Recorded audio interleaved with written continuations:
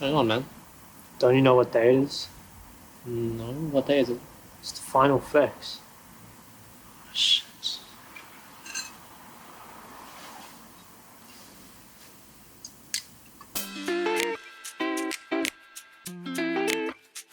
Hey everyone, and welcome back to the final fix. I'm Shock, the Matchfix man and Dreamhack daddy. And I'm joined by the serial simp and oceanic chimp, Amalg. Round one of the LCO playoffs started off with Ord versus PGG, a series in which I predicted PGG 3-2, I think, and you predicted Order 3-2. Yeah. And it did end up going to 5 games, and Who won? I'm not sure someone won, but Order did walk away with the 3-2. Tell me about it, Amalg. I know you like Order. Yeah, I mean, it was a really close series. I think it was what the fans wanted, you know? An actual 5-game series went right down to the wire. There was some really interesting drafts. And overall, it was just like a really entertaining series to watch. Yeah, I definitely agree with that. It was an entertaining series. I mean, it was really like solo queue with comms, I think. Like, this is one thing that I think is really cool about scrims, is scrims always feel like it's just solo queue with high level of mechanics and comms, but it's kind of just still a shit show, like team-wise. And I think that was kind of it for this series as well. I think the level of team play was actually relatively low, but the individual skill I think was quite high, like across the board. I think that you kind of like there was definitely some end moments, right? Like here and there. But overall, I think that there were a lot of people that played really well in this series, like from both sides. And there was also a crazy amount of kills.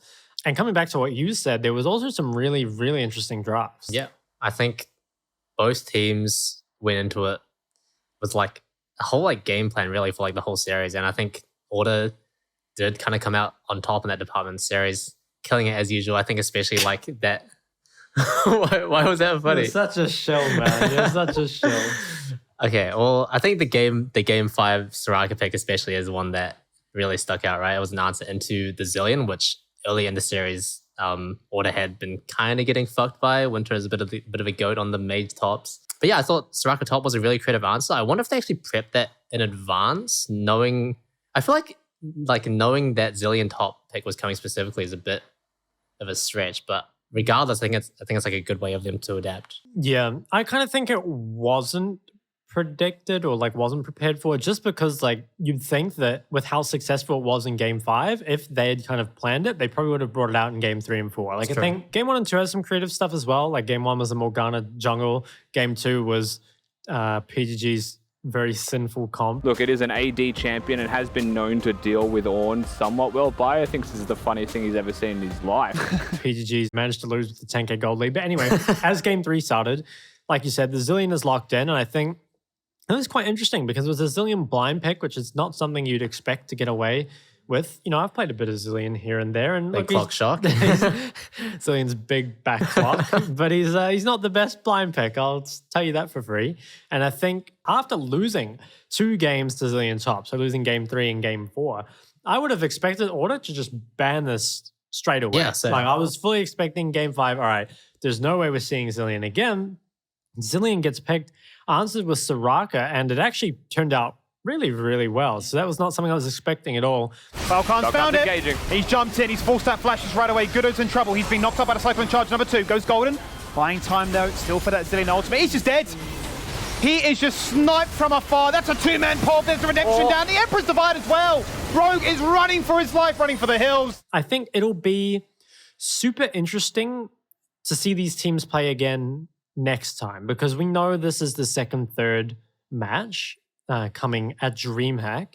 So a rematch for these teams. And I guess we'll go into a bit more in the predictions later, but I think the adaptations, now that these teams have seen like a full 5 games from each other, will be really, really interesting. And I think this like top lane dynamic will be a really, really big part of that. The second series of round 1 was Kanga versus Direwolves, and this was also a bit of a banger. And I predicted Kanga 3-1. You predicted Kanga 3-1, but I got the first one right as well, so I actually come out on top this time. Unlucky, L. It was kind of the storyline we had been talking about the weeks prior, where Suman's champ pool really just got abused in all 4 games. Like, I think Kanga, every game, they banned like Akali Silas and what's the third one? Ari? Yeah. Yeah, every game, just the first 3 bans. And that just really put a limiter on what Direwolves can actually do in their comps. Yeah, there were a lot of mid bans from both teams. Like Fido was pretty heavily targeted as well. And I think it definitely seemed to impact Direwolves a bit more, which is something we kind of talked about because both teams, I'd say, are fairly one-dimensional, I think, as we've said before, but the big difference being that Fido can play a lot of, scaling mages just because, well, there are a lot of them, right? But it definitely felt like the kind of champs that Suman was going for that weren't those like top ones were definitely a bit below, his main champs, right? It was stuff like the Lissandra, the Vex, the Galio, and I don't think he's like bad at these champs, but it's just like he is really good at his like Silas, Akali, Ari, etc. And I think one thing that I wasn't sure if it was like a product of this or something that just like sort of happened was that I think Poltron had like a sort of rough series. I think throughout the split, Poltron's been probably a top 3, top 2 jungler, which is definitely not something I expected from him, right? Because we had no idea who he was pretty much. But yeah, in this series, I do have to say he got a bit jungle gapped. And I think a lot of Direwolves like kind of proactivity comes from that strong like early game mid jungle, and they just didn't quite find their mark. Yeah, and I think on the flip side of that, Kanga, the players on Kanga having like a really good series overall, like each of the players kind of having their own moments. Fido having his moment throughout the whole series, really just playing out of his mind. BMV, his iconic Baron steal, and Foreigner actually having like a pretty solid performance as well. Not to mention like Lived and Lemus, doing their job.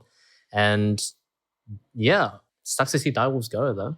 I just want to quickly hit on the Baron steal because I think if Benvi hadn't stole that Baron, like a Bard Baron steal was not very common. And if he hadn't stolen it, I actually think Direwolves probably would have won that game. And I think that the broadcast was saying about how for a rookie team, it can be hard to come back from this. But from my experience, even experienced teams can really be shaken up by something like this, right? Like momentum is a very real thing in playoffs, especially for teams that play a lot of kind of like, not so much fundamental League of Legends, but more like instinctual, taking a lot of fights, being really confident in your abilities. And I think Direwolves are definitely a team like that. So I think it's very possible that if Direwolves had instead won game 1, that the series could go completely differently. And I think the series as a whole was so, scrappy. There was so many kills. I think Fido in his MVP thing had like 35 kills or something. Like, there were just so many across the series that the games were close enough that realistically either team could have won, right? And that small momentum difference could mean a lot. Now, I think also that despite Direwolves losing 1-3, obviously it sucks as a result to come 5th. I would know a couple times, but I think Direwolves as players can be pretty happy with how the year went. A lot of them kind of put themselves on the map. And I think also a lot of them have really shown that they will be strong players in the future. I could definitely see, players like Bulldog, players like Dante, Poltron even, players that previously were just completely unknown being really strong in the future. And players like Suman and Zoranus that have played for a long time kind of potentially reviving their careers. It seems weird to say that for Zoranus because he's been playing solo queue forever, but he hasn't played competitive. But what I mean is basically like these have been names for a while. Direwolves as a whole, I think just across the board have put themselves really on the map for next year. And I think they should be really happy with that. Yeah, I want to give like a special shout out to like Dante specifically because I messaged him after they lost and he was like really down about it. He was like beating himself up. But like, it's like one of the better rookie splits that I've seen like out of him. Like he's done pretty consistently well and performed like above expectations for sure. And yeah, I'll be surprised if he doesn't end up on a good team next year. Moving over to round 2 of the playoffs, we started off with Chiefs versus Order, which was a 3-0. And I think I probably would have predicted a 3-1. Chiefs haven't lost a game, so it feels kind of weird to predict a 3-1. But I kind of just would have thought they would lose a game in a best of 5, but they still haven't. Yeah, it feels like they honestly still weren't even really challenged that much. Like they were kind of just in control for pretty much most of the series. And yeah, sucks as an Order fan, obviously, but I think I also would have predicted 3-1 at most. I don't think I would have gone for a 3-2. Yeah, I think that something that Chiefs do very well is honestly like prepare for their opponent. They always seem to have like a very good read on what their opponent wants to do, their play style, the champs they prefer. And I think that the way Chiefs play is very standard, and they also have very deep champion pools. So it makes it much more difficult for teams to respond in the same fashion. And I think that's one thing that will make Chiefs more dominant in playoffs than they were in regular season. I mean, they went 21-0 in regular season, right? But I think this is a team that is good at best of fives. And it really showed in the draft phase. I think that Chiefs play, as I was saying, like very standard League of Legends. And when the game is in a somewhat normal state, they really play better standard League of Legends than anyone else. So I think taking away a lot of the volatility, taking away a lot of the chaos that can come, banning away like some of Kize's psychotic champs, because he's someone that kind of, you know, puts the game in a weird state a lot of the time, good or bad. So yeah, I really liked kind of their preparation. And I also think going into the games, they had like very solid compositions. Like game one, Zeri Yumi, that's just so broken. I think it was Zeri Yumi versus Lulu Sivir. So quite a lot of like scaling damage on both sides. But I think Zeri Yumi is actually just like next level in terms of power. It feels like one of those duos where as soon as it gets a lead, or even just any sort of like incremental lead, really, they can literally run away with the game. It's scary stuff, man. Yeah. So I don't remember too much what happened in the games. I mean, it was a bit of a blur for me. But what I do remember is that in game one, Order go for the Jax last pick. I'm not really a huge fan of this, as I've said before, mainly because I think Biopanther is so good at tanks. It just doesn't really make sense to put him on a carry. And then like once the game actually, you know, kicked off, you've got Gudo got solo killed in this jungle at level 3, and then this Jax counterpick eventually got solo killed at like 11 or 12 minutes or something. So a lot of these kind of, you know, maybe curveballs that you would expect in the draft end up just kind of amounting to nothing. And you've got Chief just kind of running over them team fight after team fight. Yeah, I think what's even more surprising is that after that game one, they got the Zero Yumi again in game 3. And this one was quite a long game. Chiefs like not able to end as quickly as they would have wanted. Chiefs, they definitely have some weaknesses, right? Like I think game 3 did kind of show that. As we've kind of seen before, Chiefs have had some close games. And this game, I think the way Order did this, picking a lot of tools again, like to where they can create chaos in the game. They've got some strong engage, some pick potential and stuff like that. A lot of the fights did kind of go in their favor, but honestly, it's just really hard to find an angle to attack the Chiefs from. I feel like they're so well-rounded. Like they don't really have major champion pool deficiencies. And I think that the style they play is so standard that you can almost just like plug in whatever champions you want to kind of fit for it. You know, like if you want a team fighting, you know, major whatever from Tally, there's like a super long list that you can get for that. Like again, Aladoric is not going to run out of, say, engage supports. He can play the Enchanted as well, the Yumi, Nami. Raze can play just whatever AD carry he wants. And like jungle and top, they've been playing super well and they haven't even been targeted in draft. Like, and I think there's not really going to be anything there, right? So it's hard to attack them in draft. And then in game, while they make positioning mistakes, sure, none of them ever seem to really lead into something big, you know? Like there is definitely random deaths here and there, but it's never like, oh, someone got picked and then they lost Baron, or someone got picked and then they lost like an inhib, or something that like really meaningful happens. It's just like a pick, okay, that's it. Everyone just chills out. Nothing happens for the next 30 seconds. The game goes back to normal. And I think Chiefs, I think they probably will just have a perfect undefeated split. I think just the problem is for whatever team comes into finals, you just don't have really anything to work with. Chiefs haven't lost a game. You can look at the games that have been close, but no team has managed to close those out. And I think I guess their just level of skill is far enough above everyone else that it doesn't really seem like they can be exploited. Like I'm sure they do have bigger weaknesses that'll probably be exploited at Worlds, but at least within Oceania, and the Oceanic skill level isn't even low at the moment. They're just too much better than everyone else. Yeah, it's just like, it's just so stable, right? Like what you were saying about like getting a pick and just kind of restabilizing after that. It does feel like they don't really make mistakes when it's in like a crucial moment. And even if it is, like they know how to like stop the bleeding and not make those like consecutive mistakes. They actually do end up building up into some sort of snowball for the enemy team. They're just really good at knowing how to play League of Legends, I guess. I mean, that's what you'd expect from number one team. And yeah, I mean, since we're going to be at the finals, I hope it's not a 3-0. I hope it's a bit closer. Our last series before we hit the Dreamhack was PGG versus Kanga, and it was another 3-0. But some of the games were pretty close, and I think Kanga put up a pretty decent fight overall. Yeah, definitely one of the closest 3-0s that I've ever seen. A certified Kang banger, I would say. The way Kanga want to play, they want to scale up. You know, they like their strong team fights and stuff like that. So I was kind of interested to see how PGG would approach that because they've liked a lot of early game stuff, but they also like getting stuck in with the boys. And I think something about PGG is that they're clean enough that you're not just going to get to scale for free, but they're not so clean that you're never going to get to scale at all. You know, it's not like they're just going to end the game in 20 minutes most of the time. There's going to be a few ends here and there. You are going to get to scale just a little bit, but then you're not going to get it quite as free as you might get against some of the other lower teams. And I think you saw that throughout the whole series. There were a lot of team fights, and I actually remember in game 1, PGG have like a ton of tools. I think they had like Leona, Ornn, Jarvan, I think it was. And this was against like Cassio Misfortune. Like these people should be dying over and over.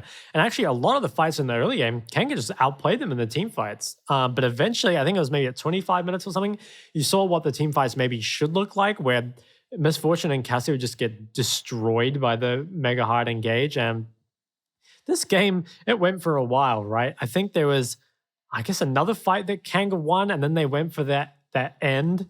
And I think you have a few feelings about this, don't you? Yeah, I mean, I remember like Skimmy and Rusty saying that like it maybe wasn't end angle, but I didn't really see it myself. Like I feel like it's one of those situations where you're kind of like relying on like your own players playing it pretty much perfectly, and then also relying on PGG not playing it that well. And as we saw, PGG played it quite well, and it ended very bad for Kanga. But yeah, I mean, I can definitely understand, right? It's hard to make that kind of decisive call in the heat of the moment, and they tried, didn't work out. Go next, and then they lost. They did. They did. Going into game 2 was definitely not as close. I'd say this was probably the biggest stomp of the series. I mean, it wasn't really a stomp, but I think one thing about these scaling comps is if PGG do play their early game comps well, if they do it clean enough and you don't get to scale up, you're going to find a lot of these team fights very difficult. This was a game where I think it was like Azir, Ezreal, Yuumi was the Kanga bot side, and this was against like Akali, Draven, Nautilus. You know, in these early skirmishes, the Akali, Draven, Nautilus are so much stronger. And it was just like, I actually think Yuri played this game insanely well. There was a fight at like 15-30 where he tied up like 5 people pretty much forever and managed to live. I think he got a little bit lucky with some of the ways he got like pushed around here by the Ornn Q and the Azir ult, but he managed to tie them up for a long time. And then he also got like another couple kills in a team fight after that. So big props to Yuri. I think Yuri is one of those players kind of like Kise where, yeah, actually Yuri, Kise, and Balkan. These are the 3 people I think of where they can put the game into like a super good spot. They can be 1v9ing, or they can just like be completely useless, like throwing the game on cooldown. So it's valuable to have.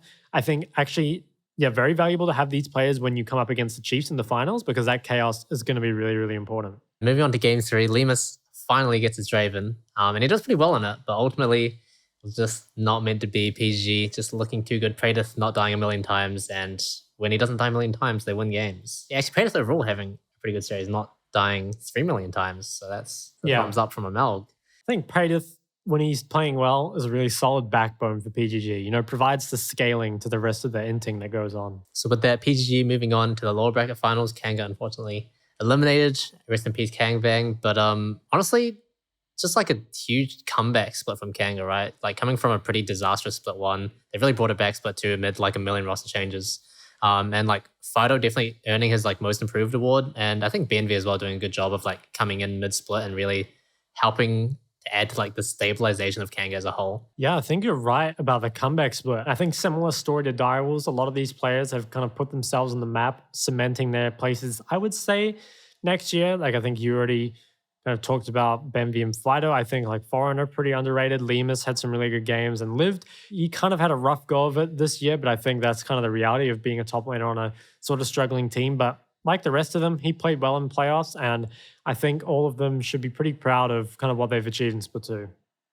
It's the final fix, and that means it was our last chance to gobble up those juicy, delicious LCO moments. It's time for the Skimmy Taj. Time has already started already. Am I a jungler? Yeah. Can you? Yeah. Am I a dragon? Yeah. Shyvana! Did you just draw? No, I got one. I got one. Don't Actually, show that to the stream. What does it all mean? what the Don't name? circle it! Stop circling. It's getting messier. Okay, is No. that 8 points? 8 points. Let's go, boys! to our surprise, they also had some awards given out on the broadcast. I wonder where they got that idea from. Dude, I don't think we can say that. We didn't invent awards. No, we did. Hello, everyone. Hold your applause, please. Anyway, one of the awards was for the best player cam moment. Let's take a look. The Chovy tank build. What is going on here? I don't really. Trying to be Yumi, I think. How befuddling. I think LCO probably just wasn't allowed to show the Balkan Siggy clip, because I swear that was the best one. Next up was the best interview moment. Oh. Huh? What was that? Oh. I'm trying to summon our interview. Oh. There he is. Thank you. There he is. We got the dog, big dog. What's up, Hanson? How you doing? You ready to go into today's game? Yeah, you look at me, man. Chill. We chilling. I think taking a moment with Bulldog, they're on the right track, but I think the interview this week with Winterer kind of tops it. Winterer, mate, how are you feeling going into this elimination match today? I'm excited to get Kang banged, but I'm also happy to smash them tonight. The last award they put out was the best post-match celebration. Let's take a look. And I am getting flashback. Tally's taken out the screen. Yeah, I think that one was pretty solid. Yeah, it's pretty iconic, but I do think the Balkan Siggy one is, it's just a little bit more uncensored, Post-loss smoke. Yeah. Depression smoke. You can tell they copied us because the winners didn't get anything, just like ML points. Did anyone win any ML points this week? Yeah, actually we had a late entrant, Benvi. He did drop an ML. An E-bomb. No, I coached Winterer along with Amelk. Shout out Amelk. Well, Shock, it's time for our final two series for the split and the season, I guess, 2022 LCO. And we've got our lower bracket final, first of all, which is Order versus PGG. Bit of a rematch from Split 1. What are your thoughts? Yeah, not only a rematch from Split 1, but a rematch from last week. Funny how that works out. Well, it's interesting. I actually think these teams are very, very similar. They both kind of like tank tops. They both have somewhat coin flippy mids, strong backbone ADCs, supports that, do a bit of this, do a bit of that. And now I think the junglers are kind of different. I think Balkan is a bit more of a psychopath. Gudo's quite consistent.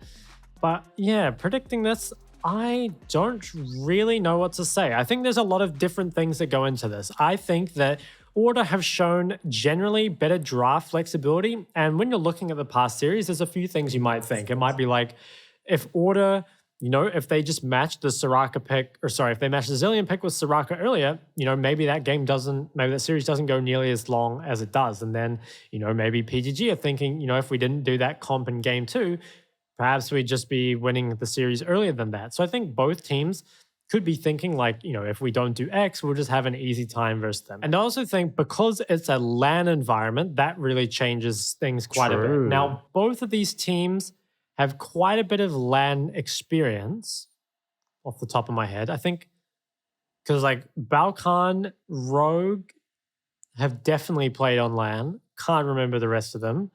And then on the other side, Order played at MSI.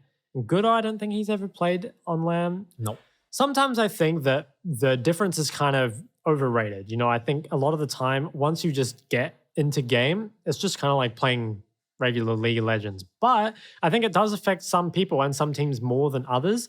And another thing is I think BGG, they're a very snowbally team mentally, right? I think that it goes both ways. Yeah, it really does. If they're winning, they'll keep winning. If they're losing, it's going to take something to get them out of it. I think this series will probably be a 3-2, and I think I should give it to Order just because, again, they won before. I think they have better draft flexibility. That being said, I think whoever wins game 1 is going to win this series 3-2. I also think Order is going to win. I'm going to say... Classic. I want to be different, so I'm going to say 3-1.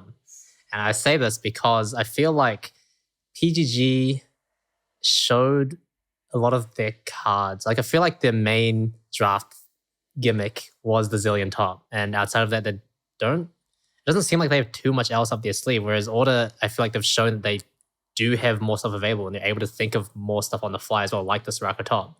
And I think having that sort of, extra skill set in the best of 5 is ultimately going to come out on top. And I feel like PGG, as soon as they start losing a couple games, they're going to run out of ideas. And Order are going to win. They're going to go to finals. They're going to beat Chiefs 3-0, go to Worlds, win Worlds, and go to Mars or something. I don't know. Go to Mars. Yeah. So for finals, predictions. We both have Order winning the series and then coming up against Chiefs. I reckon, something a little controversial take coming out. I reckon that PGG would actually have a better chance against Chiefs than Order would. So my reasoning for that is I think that Chiefs are so well-rounded, so good at Standard League of Legends that the only way that they're going to lose to any of the other Oceanic teams at the moment is if they can just create some like crazy chaotic game. And I think PGG are probably the best team at that. You know, Yuri and Balkan together, they can really make some just really whack stuff happen. And I think that I don't think any team going into finals is going to be favored against Chiefs, but what you need right now is big coin flips. And normally, I'm not a huge fan of coin flips, but I think, you know, no teams even beat Chiefs right now, let alone had a 50% chance. So a coin flip would be pretty damn good. I think that Chiefs will probably 3-0 whoever comes up against them in the finals, but I'm hoping for a bit more than that. Honestly, I didn't know what the fuck you were saying at the start of that, but I kind of see where you're going. Like, I do agree that you do need kind of like some sort of whack element to sort of tip Chiefs off their game because, as we've said, they like a stable game. And sure, Order have like Kisei, who is like kind of like the coin flippy guy. It's like almost feels like it's not enough to really throw Chiefs off by itself. And in saying that, Order do have like some sneaky draft stuff as well. But as we've also said earlier, Chiefs just have these huge champion pools where it feels like no matter what you try to pick, they will probably have some sort of answer for it. I'm going to say Chiefs 3-1 just because I want at least, you know, more than a 3-game series. I'm manifesting it. Yeah, fair enough. I was thinking sort of how you would manage Chiefs in the draft because like you said, it feels like you can't really target anyone in particular in terms of champion pool. And also for creating chaos, normally you want, you know, a lot of pick tools or a lot of like engage tools. And so I was thinking, okay, maybe you can take away some of the safety, but you know, if we take away things like Ari, for example, there's other mages, you know, like Seraphine that are reasonably safe, although I guess they're a bit more killable, but I just think it's going to be a really tall order for whoever comes up against Chiefs in the finals. And I would be pretty excited to see them just do something whack. I really want to reemphasize, I don't think Chiefs are going to lose in a normal game. They're really going to have to be, I want to see something like Jarvan plus Camille, Galio, Malphite bot lane, you know, something real crazy. Yeah, it kind of reminds me of, you know, like back in those other Worlds series where like, I think it was like the Vietnamese teams usually, they'd have some like real whack shit, like Nocturne, stuff like that. At all. Just pushing forward, just Punch comes in, paranoid! 5 minutes into the game! Like, it needs to be something sort of on that scale, right? Yeah, I feel like you really need something really fucking weird to really make the game not normal. Yeah. And yeah, I'm hoping, I mean, I feel like if there's a team that is able to draft that, it would be Order. You reckon? I do reckon. I think PGG would do better at the chaos. I still think Order are going to beat PGG, but I think PGG, they are chaos. They can't help it. But that's it for our final moments. And with that, our final fix. Will we catch you next time? I don't know. I don't know if they'll catch us next time. What I do know is you can't spell Amelg without L.